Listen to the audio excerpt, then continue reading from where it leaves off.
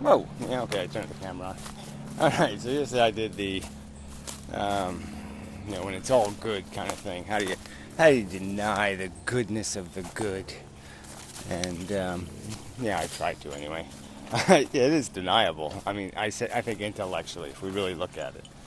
But desire is a powerful psychological mechanism, no doubt. And it's hard to deny when it's in your face, when you're in that moment of the getting. So the other side of it, though, that's even the wrong way to put it, because I really hate that gets done. That we try to make these opposites because they're not really opposites. I don't know why this piece of glass would be here in the middle of nowhere. It's nice and old, though. It's got a real yellow to it. On this rock of fun. So anyway, tangles. So yeah, so now I'm having the opposite kind of day today. I'm just having one of those days where, anxiety, I don't feel good at all. Everything is repulsive. Nothing is nothing. There's just nothing. There's no way to even eke a little bit of glimmer of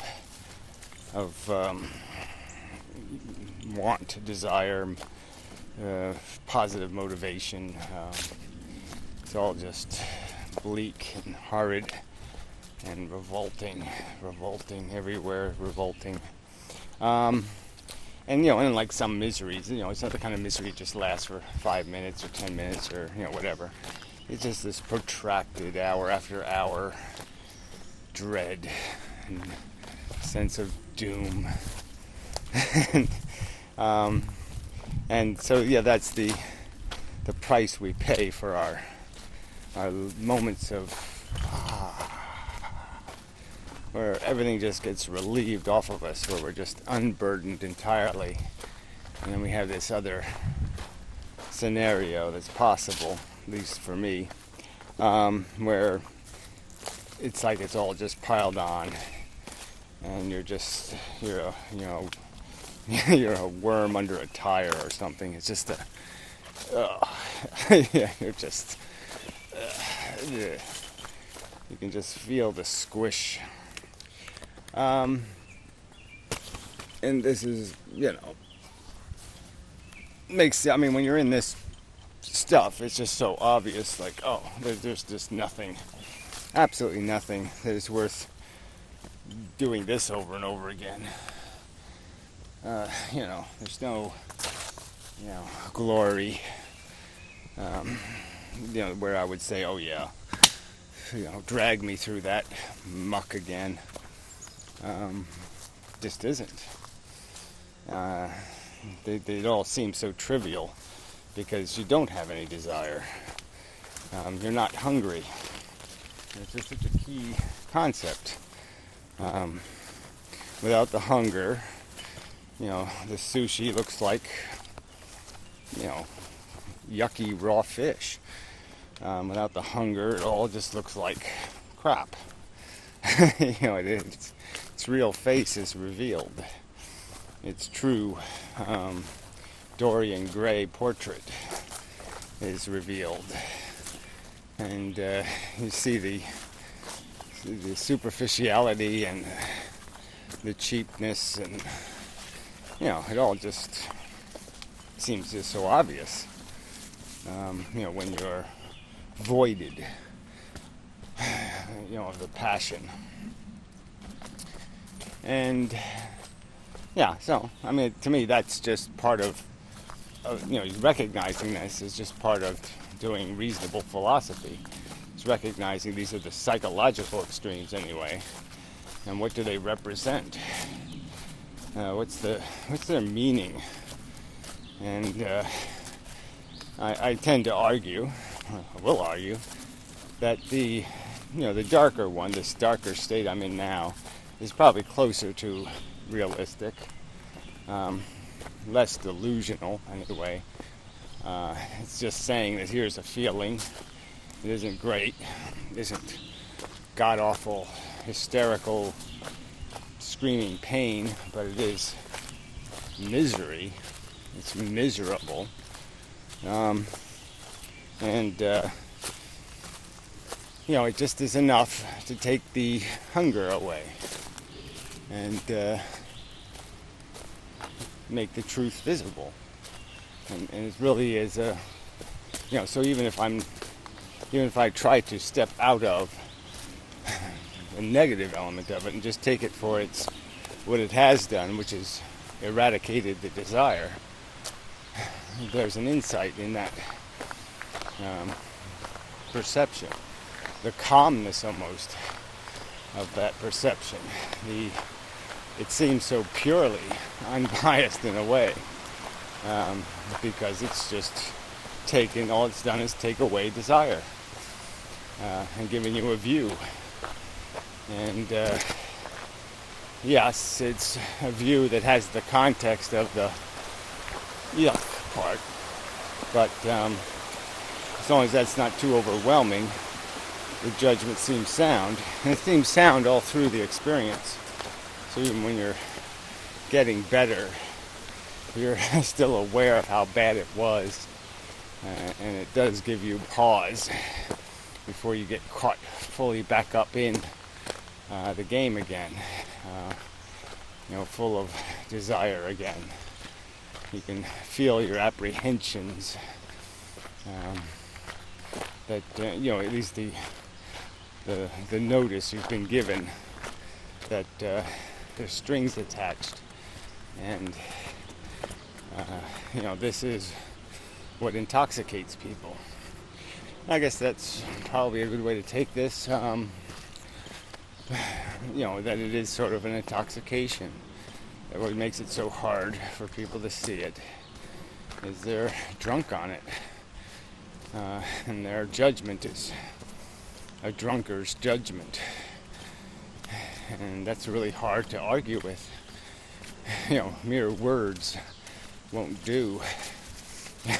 So that's makes it that much more of a challenge to just sit here as a human being, try to have an honest conversation about the fact that your gain isn't worth somebody else's pain.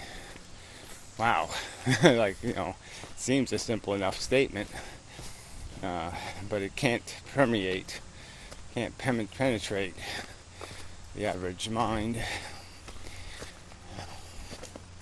How you doing? So, it's just part of the frustration of the conversation, is the fact that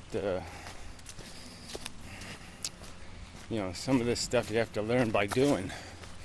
Some of it you have to experience it to know it.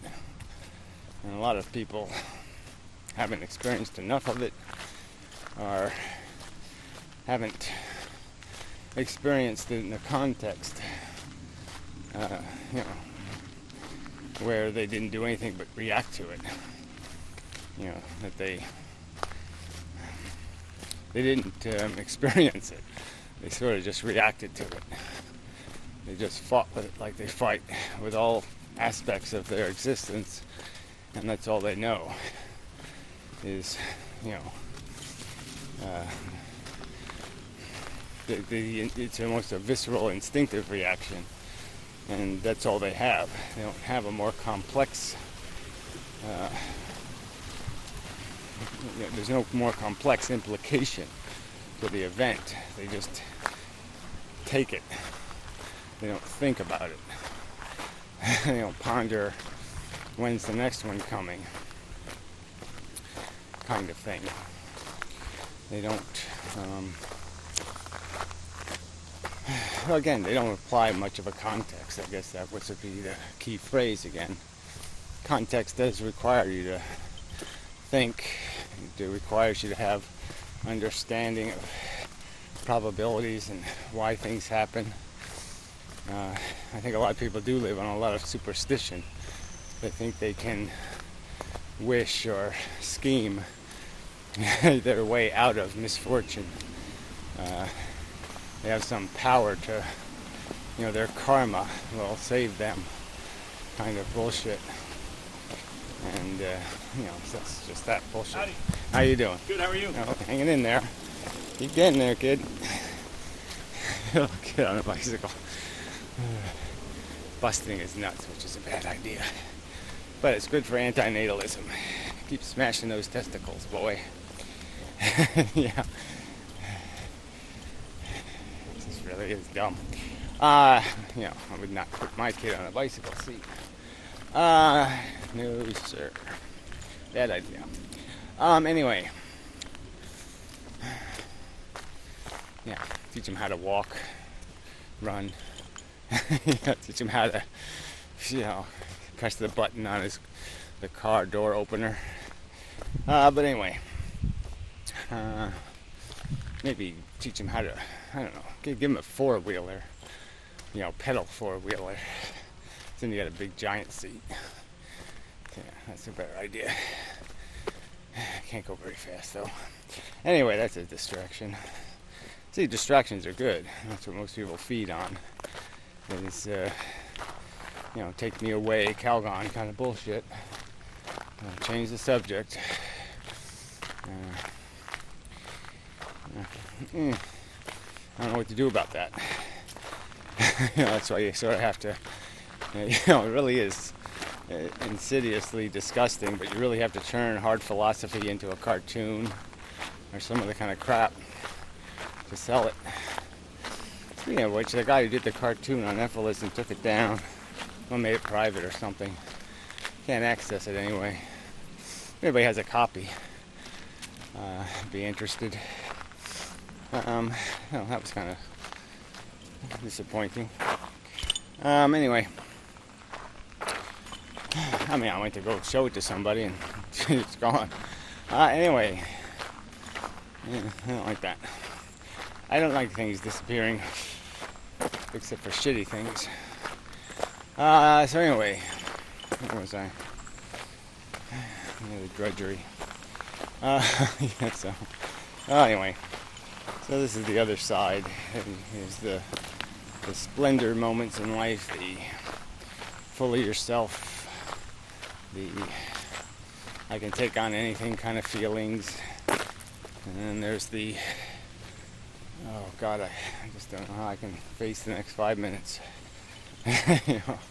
Just can't do another 5 minutes of this shit kind of feelings.